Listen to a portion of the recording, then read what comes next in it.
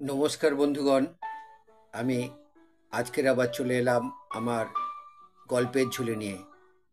আজকের তোমাদেরকে বলবো ৬৪তম ছিন্নপত্রের গল্প।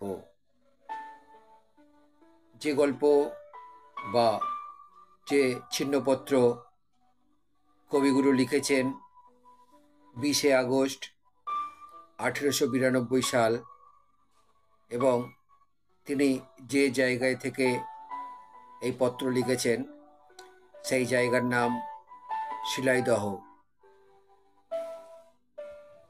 রোজ সকালে চোখ চেয়েই আমার বাঁদিকে জল এবং ডান দিকে নদী তীর সূর্যকিরণে প্লাবিত দেখতে পাই।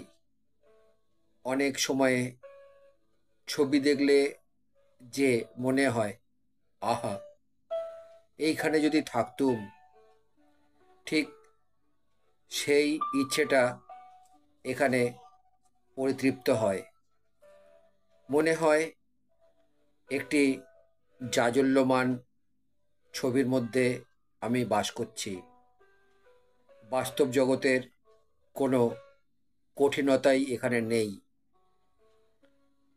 ছেলেবেলায় রবিনসন ক্রুশো, পৌলো বর্জিন প্রভৃতি বই থেকে গাছপালা, সমুদ্রের ছবি দেখে মন ভারী উদাসীন হয়ে যেত।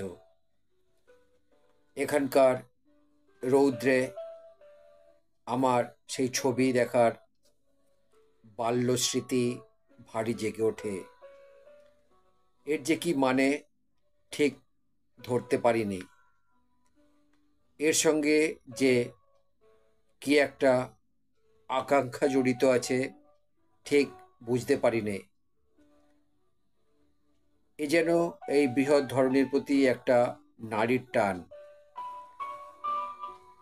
এক সময়ে যখন আমি এই পৃথিবীর সঙ্গে এক হয়েছিলুম, যখন আমার উপর সবুজ ঘাস উঠত, শরতের আলো পড়ত, সূর্যকিরণে আমার সুদূর বিস্তৃত শ্যামল অঙ্গের প্রত্যেক রোমকূপ থেকে যৌবনের সুগন্ধি উত্তাপ উত্থিত হয়ে থাকত।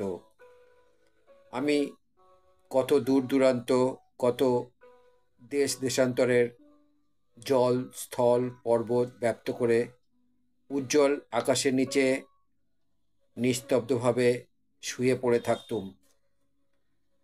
তখন শরৎ সূর্যলোকে আমার বৃহৎ সর্বাঙ্গে যে একটি আনন্দরস, একটি জীবনী শক্তি অত্যন্ত অব্যক্ত, অর্ধচেতন এবং অত্যন্ত প্রকাণ্ডভাবে সঞ্চারিত হতে থাকত, তাই যেন খানিকটা মনে পড়ে যায়।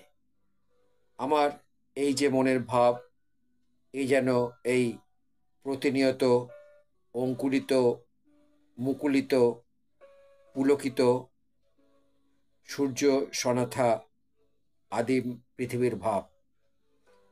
যেন আমার এই চেতনার প্রবাহ পৃথিবীর প্রত্যেক ঘাসে এবং গাছের শিকড়ে শিকড়ে, শিরায় শিরায় ধীরে ধীরে প্রবাহিত হচ্ছে। সমস্ত শস্যক্ষেত্র রোমাঞ্চিত হয়ে উঠছে এবং নারকেল গাছের প্রত্যেক পাতা জীবনের আবেগে থরথর করে কাঁপছে। এই পৃথিবীর উপর আমার যে একটি আন্তরিক আত্মীয় বৎসলতার ভাব আছে, ইচ্ছে করে সেটা ভালো করে প্রকাশ করতে, কিন্তু ওটা বোধহয় অনেকেই ঠিক বুঝতে পারবে না।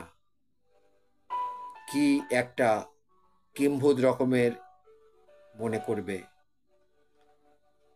শেষ হলো কবিগুরুর ৬৪তম ছিন্নপত্র। কি সুন্দর একটি নিবেদন করেছেন কবিগুরু তার এই ৬৪তম পত্রের ছিন্নপত্রের মধ্য দিয়ে। সত্যি সত্যি কবির সঙ্গে মনে হয় আমরাও হারিয়ে যাই এই ধরনের সুন্দর পরিবেশে, সুন্দর দৃশ্যের মধ্যে।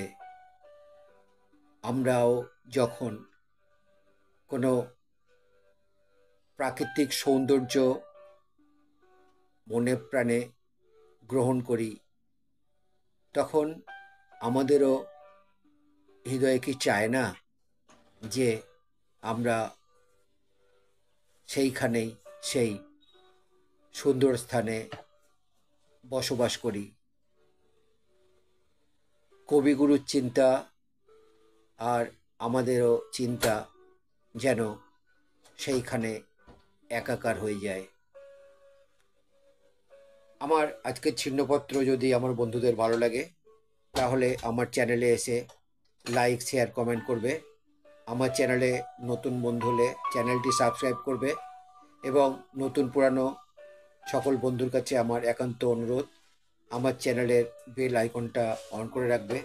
তাহলে আমার পাঠানো সমস্ত প্রোগ্রাম খুব সহজেই তোমাদের কাছে পৌঁছে যাবে। আবার নতুন গল্প নিয়ে, নতুন ভিডিও নিয়ে, নতুন ছিন্নপত্র নিয়ে আমি তোমাদের কাছে ফিরে আসব। নমস্কার বন্ধু, বিদায়।